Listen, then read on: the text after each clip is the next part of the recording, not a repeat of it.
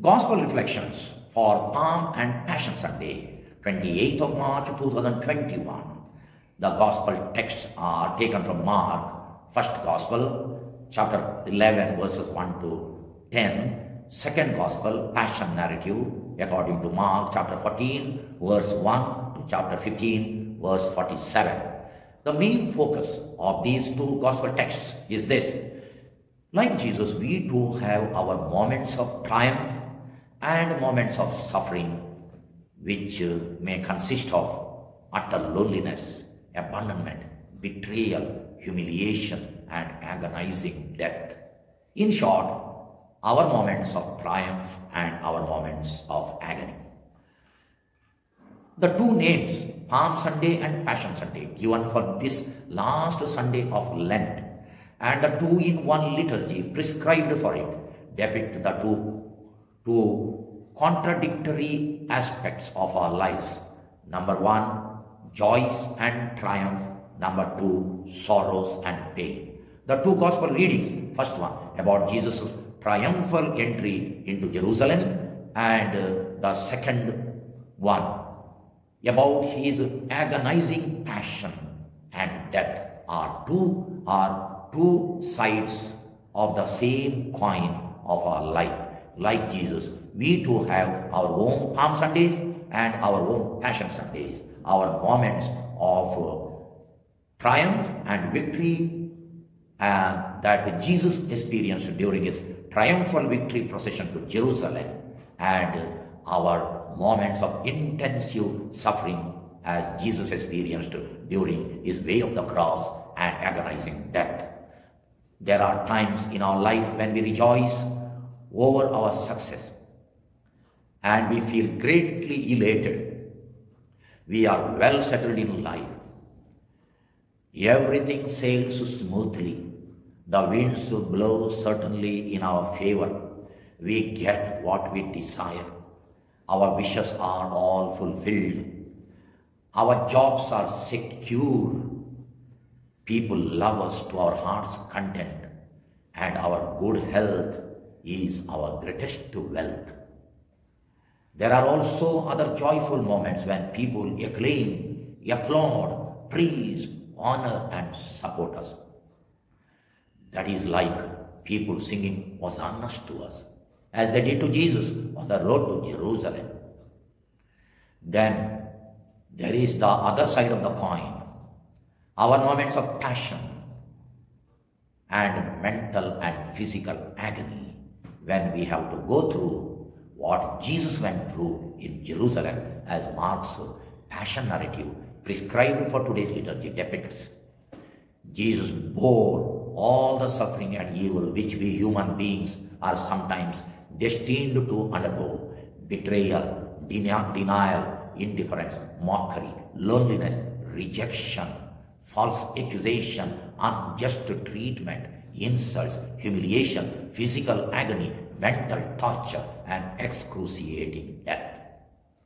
During Jesus' solemn entry to Jerusalem, we observe people shouting Hosanna to him. But during his passion, they shout, crucify him, crucify him. And Jesus faces his agony in utter desolation because he is abandoned by his disciples in Gethsemane, betrayed by Jesus, denied by Peter, and deserted by all the disciples as they flee, as chapter 14 verse 50 says. He even feels for a while forsaken by his heavenly Father as he suffers torture and cries out, my God, why have you forsaken me? My God, why have you forsaken me? Chapter 15 verse 34. Among all the salient features of Mark's passion narrative, one stands out very strikingly: the absolute abandonment, utter desolation, rejection, and loneliness faced by Jesus during his suffering and death. Absolute abandonment and utter desolation. Though abandonment is a common theme in all the synoptics, Mark alone highlights it by saying that when Jesus was arrested in the Garden of Gethsemane, all the disciples deserted him and fled. as chapter 14 verse 50 says, Mark alone mentions about a certain unnamed and unidentified young man who was following him from afar, but he ran off naked, leaving the only piece of linen cloth with which he was covering his body when the soldiers caught him, as chapter 14 verses 51 to 52 say.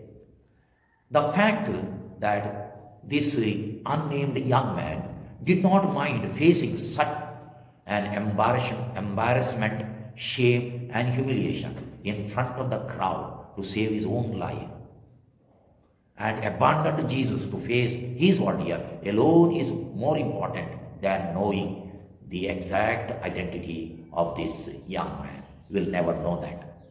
But what is important is he was willing to face such a shame in front of the crowd just to save his life and abandon Jesus. What an abandonment. This is the height of desertion.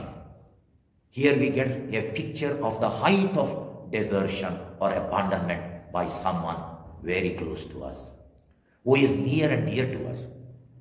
Jesus becomes one with us in our loneliness and rejection, and continues to be one with us when these things happen to us in our life. And he gives us the courage to face these things when they happen to us. He is with us. Who among us has not experienced any rejection, abandonment and loneliness even in a small scale, either in one's own life or in the life of others? Mother Teresa said, being unwanted, unloved, uncared for, forgotten by everybody, I think that is a much greater hunger, a much greater poverty than the person who has nothing to eat. She says, even the rich are hungry for love, for being cared for being wanted, for having someone to call their own. In Jesus' utter abandonment and loneliness, we find traces of our being abandoned by our close friends, family members, and at times even by God himself. In times of suffering, sorrow, pain, sickness, hardships, and loneliness. In these experiences, in these bitter experiences, we see a reflection of married partners forsaking each other over their differences, sometimes even in times of sickness and trials. In the abandonment of Jesus, we see children abandoning their parents in sickness and old age. We see friends hanging around us by singing Hosanna to us in fair weather, but abandoning us when we face difficulties and troubles. We see the persons whom we helped so much turning against us. In all these situations, we have to look upon the crucified image of the one who hangs alone on the cross, exposed to the mockery of the people whom he came to save, and find strength and consolation from him.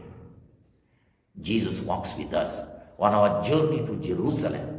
In every respect, he was tested as we are, yet without sin, as Hebrews chapter 4 verse 15 says.